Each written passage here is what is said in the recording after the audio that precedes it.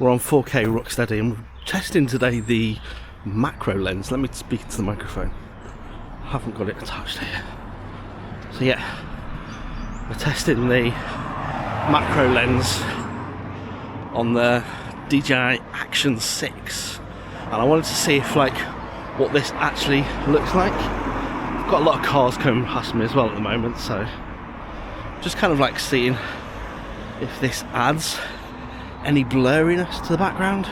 And now we're on the macro setting, so kind of seeing if my face is in focus. I'm guessing the macro setting is not really designed for the vlogging side of things. So I've been testing out the macro lens and deciding if it's something that I want to actually add into my day-to-day kind of use, whether it's something that I'm going to use or not.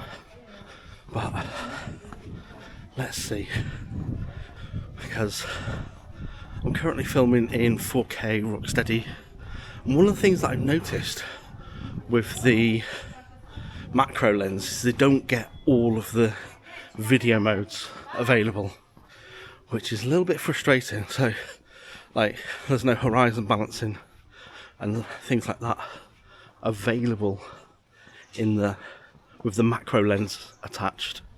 So I'm just going to have a look, play about with this and see what options are actually available in the macro lens. See if it kind of gives any kind of depth of field. I'm also shooting on D-Log at the moment to see what that's like. And yeah, I don't know whether it's a lens that I want to use. It's quite a bulky lens. It doesn't come with a lens attachment, so those are a few things that I've been a bit unsure about. And apparently, if I just switch this to mountain mode, so I'm still now in the same spot, and I've now switched this to mountain mode, holding the camera a little bit further away from me, so I'm kind of arms bent a little bit. It's kind of almost like an arm's length away now with the mountain mode set. And the mountain mode in this is supposed to be the same as if you had the normal lens attached. So I guess it depends on what kind of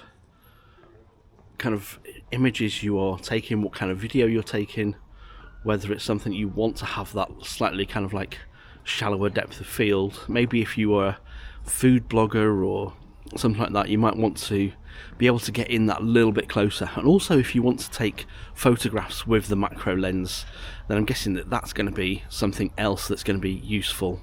And I realise I keep looking at myself on the side screen here, so I need to figure out and stop doing that. Now, one of the things that I've seen here is that you can actually connect this to the Mimo app and turn on focus peaking, so you can see the red outline. So right now my face should be in focus, and it's pretty close. So, and it does look so I'm looking at a preview on my phone. I'm just using the preview on my phone right now, and just looking at that, it does look like you've got quite a good bit of bokeh or blurriness. You can see on the Dunelm sign there, and I am just in the option for vlogging, so, and it seems like it's got quite a good scenario there. So if I switch this over to the mountain option, oh no, that's the macro option. So you can see there, it's really really close to my face right now. So, but you do get that extra blurriness behind the background there of the Dunelm sign. So if I switch this over to the mountain option this time, you can see there now the Dunelm sign, and I feel like there's actually a slightly wider field of view there, or is that just because I'm just holding it? But on this now, if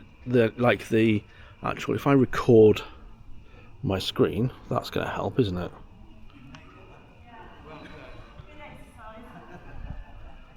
Okay, so I'm now recording my screen. You can see there now that is in focus, or the Dunelm sign is in focus. The person there in high vis, not sure what they're doing, which is weird. But it shows now that the trees are in focus rather than my face, but I'm guessing that works.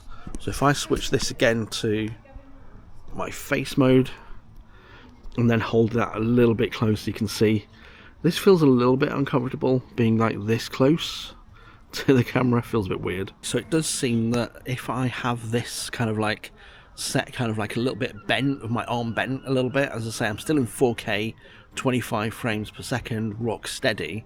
I'm just going to have a look at what other modes are available rather than just the Rocksteady. And sorry, I'm looking at the camera there to remind myself as to what I'm actually in. So yeah, 4K 25 frames per second Rocksteady.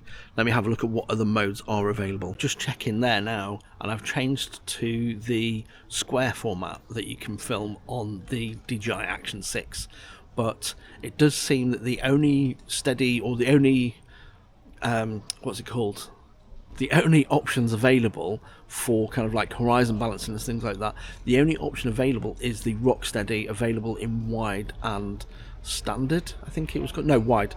So Rocksteady standard and Rocksteady wide, those are the only options available. And I did test this and look to see whether it's something that changed in 4K or whether it went down to 1080p, but it does seem that those are the only options available. I want to actually go and test this kind of like on something a little bit closer to see what the macro lens is like. On the way in, I did kind of like stop and take a couple of video stills of some what they call daffodils, but yeah, let's see what it's like indoors. As I say, I'm now filming in the square format, or the 1x1 format. Beforehand I was shooting in the standard wide format, 16:9, but now I'm filming in the square format, so I can probably crop this in and have a look at what this is like for changing it from the 1x1 to maybe the landscape, or whether we're going to film and publish this in portrait for Instagram and things like that. The other thing about the macro lens is that it can't be submerged in water. I'm pretty sure it'll probably be okay if it was like raining or something like that, but it can't be submerged in water. So I took a little bit of close-up of some food, nothing too crazy, but I'm going to go and have a look, see if I can find some kind of like other flowers, to see if that's something that might be useful. Have a look at like whether the macro lens is going to be good for kind of like photography and that side of things. I'd love to know if you're looking at getting the macro lens, what you want to use it for, and maybe that's another test that I can do for you. So if you've got any questions about it, drop them down in the comments and I can do those tests for you if that's something that you're looking at doing.